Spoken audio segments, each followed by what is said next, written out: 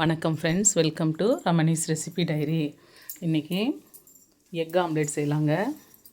முதல்ல ஒரு பாத்திரத்தில்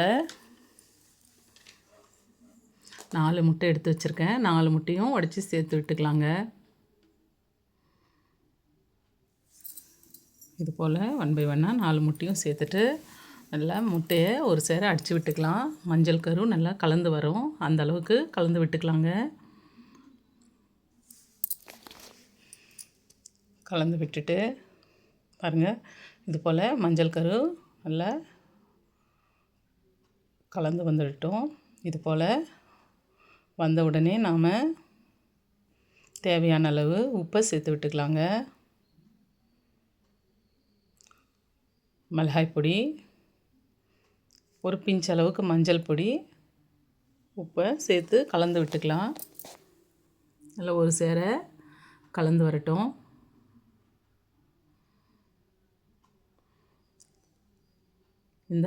இந்த எக் ஆம்லேட்டு பார்க்குறதுக்கு நல்லா ப்ரெட்டு போல் இருக்குங்க. நல்லா பஃப்னு வரும். குழந்தைகளும் விரும்பி சாப்பிடுவாங்க. நீங்கள் இது போல் நல்லா ஒரு சேர உப்பு காரம் கலந்து வரட்டும். கலந்து வந்த உடனே நான் பூண்டு ஒரு 10 பல் பூண்டை பொடியாக நறுக்கி எடுத்திருக்கேன். கூடவே ஒரு வெங்காயத்தையும் பொடியாக நறுக்கிட்டு சேர்த்துக்கிறேன். இது கூட 2 பச்சை மிளகாயை சின்ன சின்னதாக கட் பண்ணி சேர்த்துருக்கேன்.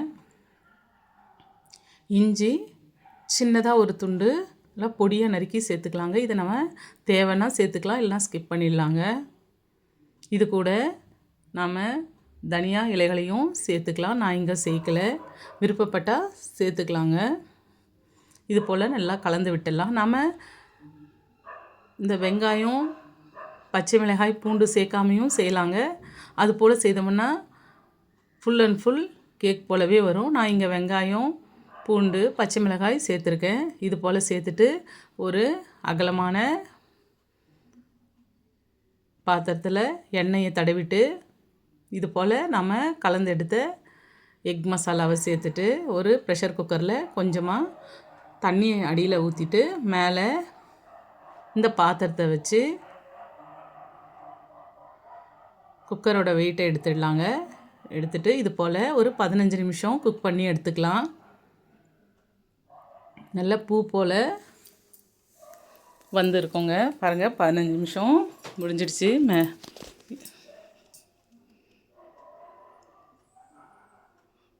இப்போ நம்ம ஸ்டவ் ஆஃப் பண்ணிவிட்டு நல்லா சூடு தணிஞ்ச உடனே நாம் ஓப்பன் பண்ணி பார்க்கலாங்க.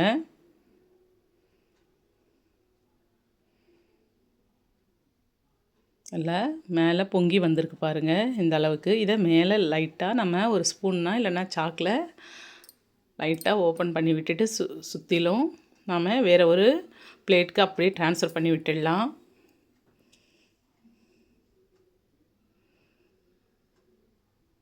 பாருங்கள், சூப்பராக வந்திருக்கும் பாருங்கள். இது போல் குழந்தைங்க விரும்பி சாப்பிடுவாங்க. இதில் நம்ம ஆனியனும் சில்லிஸும் சேர்க்காமையும் செய்யலாங்க.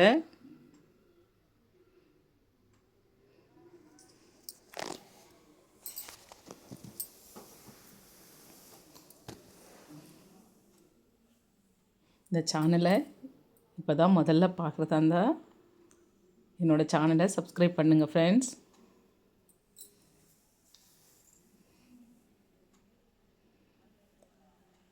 நல்லா கேக் போல் சாஃப்டாகவும் வந்திருக்குங்க. நீங்களும் வீட்டில் ட்ரை பண்ணி பாருங்கள். இந்த டிஷ் உங்களுக்கு பிடிச்சிருக்குன்னு நினைக்கிறேன். பிடிச்சிருந்தா லைக் பண்ணுங்கள், ஷேர் பண்ணுங்கள், மறக்காமல் பெல் பட்டனை கிளிக் பண்ணுங்கள் ஃப்ரெண்ட்ஸ்.